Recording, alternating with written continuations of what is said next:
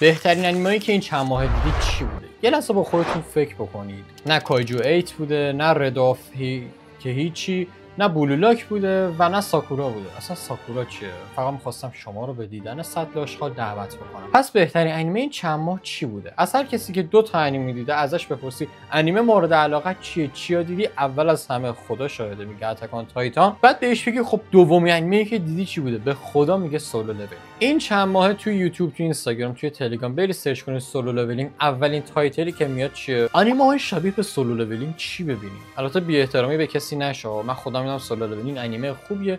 کلا هر انیمه‌ای که از مانهوا ساخته بشه به نظر من انیمه خیلی خوبیه و خب میدونیم سولو لولینگ هم از مانهوا ساخته شده دیگه. پس گفتم بیام چیکار کنم؟ گفتم بیام انیمه هایی رو بهتون معرفی کنم که از مانهوا ساخته شدن و واقعا چشم نوازن و حیفه که شما از دستشون بدید. قبل از اون به چنل خودتون و من یعنی ارسی انیمه خیلی یوکوسا کردید. آقا موضوع این ویدیو رو فهمیدی، اما دست نگهدار. این انیمه‌ای قرار بهتون معرفی بکنم توی ژانرهای مختلفن و مطمئنا خیلیاشو ندیدی و واقعا انیمه‌های جذابی ان. بریم با هم دیگه انیمه اول داشته باشیم. داستان در مورد پسر است به اسم بام که همراه با ریچل وارد یه برج میشن. اما نکته اینجاست که بام هیچ هدفی نداره واسه خودش و فقط ریچل رو دنبال میکنه. ریچل برای اینکه به آرزوهاش برسه و بیاد ستاره ها رو ببینه باید به نوک برج برسه. پس برای همین وارد برج میشه تا اون مراحلی که باید رد کنه تا به نوک برج برسه و بتونه ستاره ها رو ببینه. اما همراه با اون بام همیشه دنبالشه و میفته دنبالش توی برج که اونو بتونه پیدا بکنه و همینطوری بعد مراحل برج رو رد بکنه تا به نوک برج برسن. بامو نشون میده و ریچل رو نشون میده که ریچل یهو غیب میشه و وارد برج میشه. همزمان بعدش بام هم وارد برج میشه که بام باید مرحله اول رو رد کنه. مرحله اولم چیه؟ باید یه گویی که توی قفس یه دونه اژدهای آبیه رو حالا بشکونه و بتونه به مرحله بعد راه پیدا بکنه که اتفاقی یه شمشیری میگیره که اون شمشیر واسه شاهزاده است که شاهزاده میاد قرض میده به این پسر، یعنی همون بام، و خب مرحله اول رو رد میکنه و صعود میکنه. اما موضوع اینجاست که چرا اصلا شمشیرشو قرض داده. اما موضوع دیگه این که اصلا بام میتونه به نوک برج برسه که ریچل رو بتونه ملاقات کنه و بتونه همراهش باشه یا نه. و اصلا بام گذشته خودش رو به کل فراموش کرده و فقط ریچل رو میشناسه. اما آیا میتونه به ریچل برسه و به نوک برج برسن و با هم دیگه ستاره ها رو تماشا بکنن؟ اینی که گفتم خیلی کلیشه‌ای بود خدایی. من اصلا اینطوری معرفی نمی‌کنم حالا کسایی که میدونن، اما یه ذره انیمهش فاز فلسفی داشت واسه من. اما نقاط قوتش چیه؟ اینکه شخصیت‌های متفاوتی داره. شما هر قسمتش یه مرحله جدید می‌بینی از اون طبقاتی که باید طی کنن تا به نوک برج برسن. واسه من خیلی جذاب بود. یه جوری منو یاد توموداچی گیم مینداخت یا یاد کایجی مینداختش که باید یه مرحله طی کنی به مرحله بعدی برسی. بعد هر قسمتش یه چیز جدید داره واسه. مثلا یه سری آدمای مخوف توش هستن که تو اصلا قدرتاشون رو نمیدونی، اما رفته رفته قدرتاشون رو بیشتر میبینی و با قدرتاشون آشنا میشی و خب این به نظرم خیلی جذابه. و این سوال همیشه تو ذهنته که بام چرا انقدر خاصه که یه شمشیر خیلی خاص بهش قرض داده شده و اینکه بعضیا از اون شرکت کننده واسش یه امتیاز خاصی در نظر میگیرن. مثلا چی بوده که گذشته خودش رو فراموش کرده؟ ژانر این انیمه هستش اکشن ماجراجویی فانتزی درام.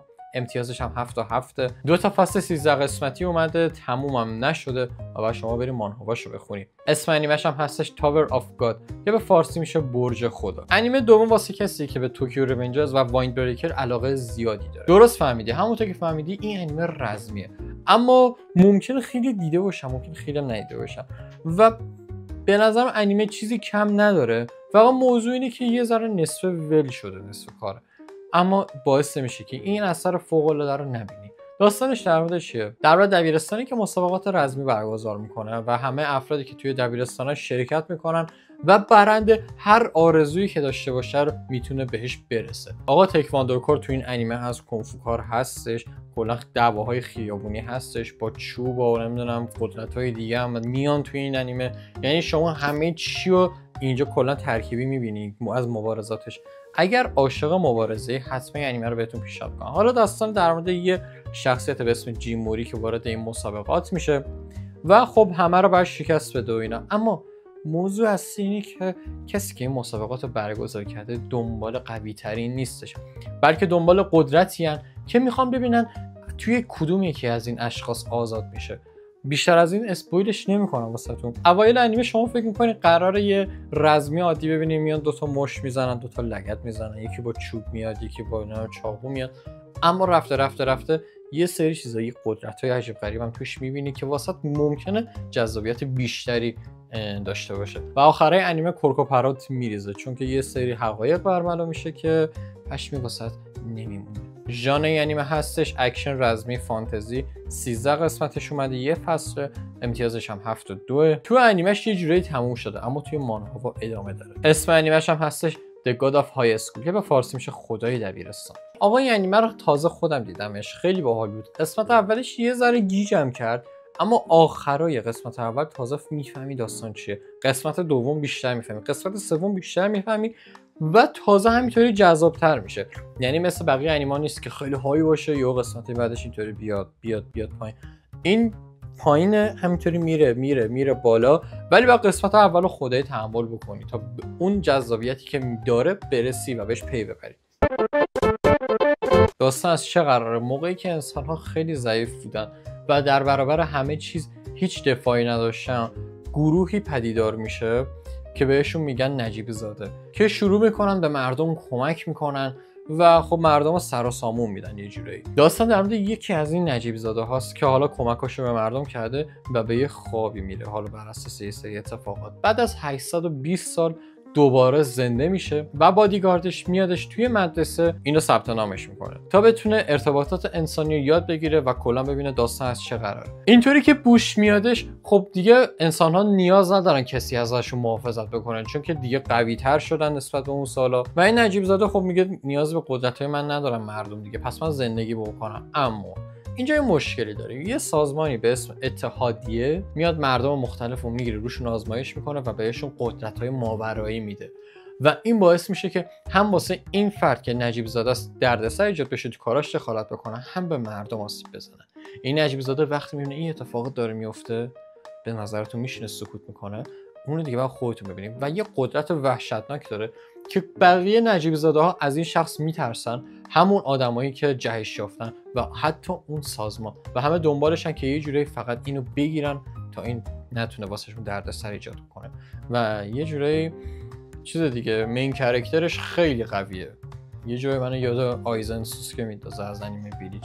یعنی هیچ کس دیگه نمیتونه بیادش حتی کیفشو بخوره انقدر که این آدم قویه. ژانرش از فانتزی اکشن مدرسه‌ای، امتیاز 6 و 9. استودیو پروداکشن آی جی ساختتش، همونی که سایکوپس ساخته و گوست این شیل. راستی یادم رفت استودیو انیمه قبلی و ماپا ساخته، همون که اتک آن تایتان رو ساخته در جریانی دیگه. یک فصل 13 قسمتی اومده ازش و فعلا از ادامهش هیچ صحبتی نکردن. اسمش هم هستش نوبلس که به فارسی میشه نجیب زاده. آقا قبل از اینکه بریم انیمه بعدی رو معرفی بکنیم، اینم بهتون میگم انیمه بعدی واقعا یکی از فیوریت های خودم یه شبه تمامش کردم، الانم دارم مانهواشو میخونم. قبل از اون اگه دوست داشتین لایک و سابسکرایب زنگوله رو بزن که به من انرژی زیادی میده.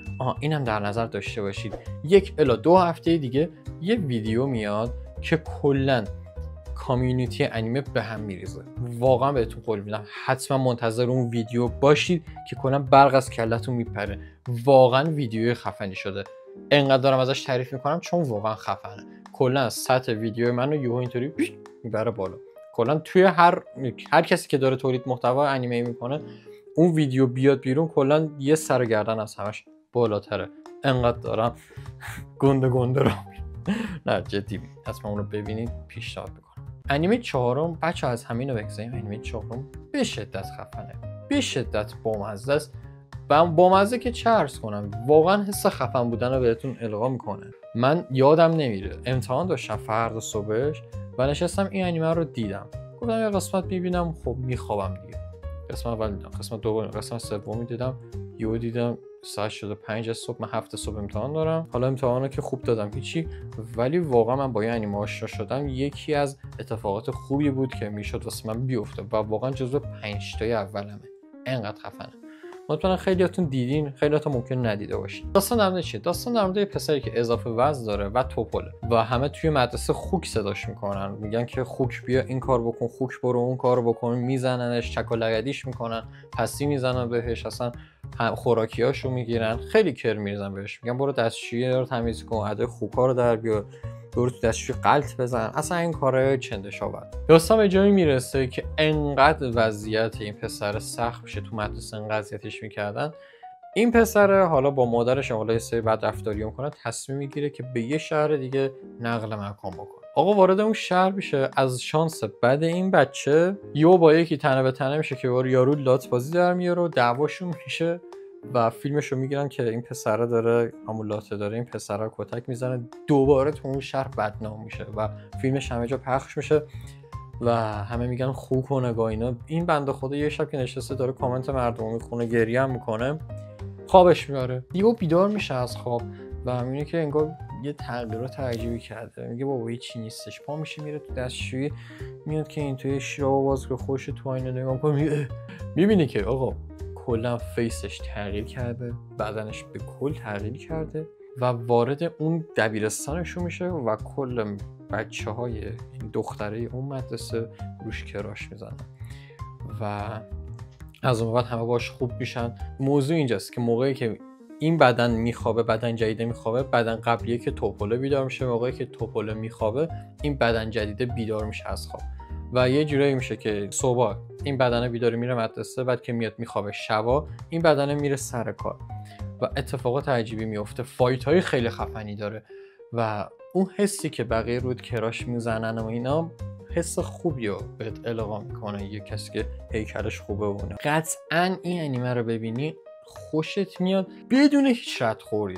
اینطوری بهت بگم، انقدر دارم پافشاری میکنم روی این انیمه، واقعا خفنه. توی مانهواش یه سری فایت هایی میبینین شما که اصلا پرات میریزه و مانهواش یکی از بهترین مانهواست. اگر این حالا انیمهش دیدی خوشت اومد، مانهواش هم حتما بخون. قبل از اینکه اطلاعات اسمشو بگم، یه لینک حمایت مالی داخل دیسکریپشن هستش، اگر دوست داشتی حتما یه سر بهش بزن. این ژانر انیمه درام مدرسه‌ای رزمیه، امتیازش هم 7 و 6.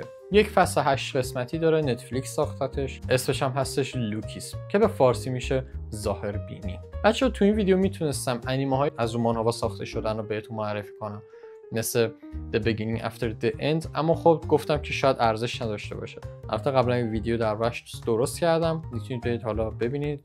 البته الان نمیتونید برید ببینید، بجاش برید ویدیوهای حالا انیمه ایستکایی که معرفی کردم ببینید که ویدیوهاشو اینجا میذارم، هر کدوم لمس کنی میبره نشونت میده، یا انیمه هایی که ژانر انتقامی دارم اونم لینکش اینجا میذارم، بزنید اونم برید ببینید. اگه میخوای بدونی معرفی کجاست حتما یه سر به بایو چنل بزن. امیدوارم از این معرفی نهایت لذت رو برده باشید. مرسی که مثل همیشه همراه من هستی.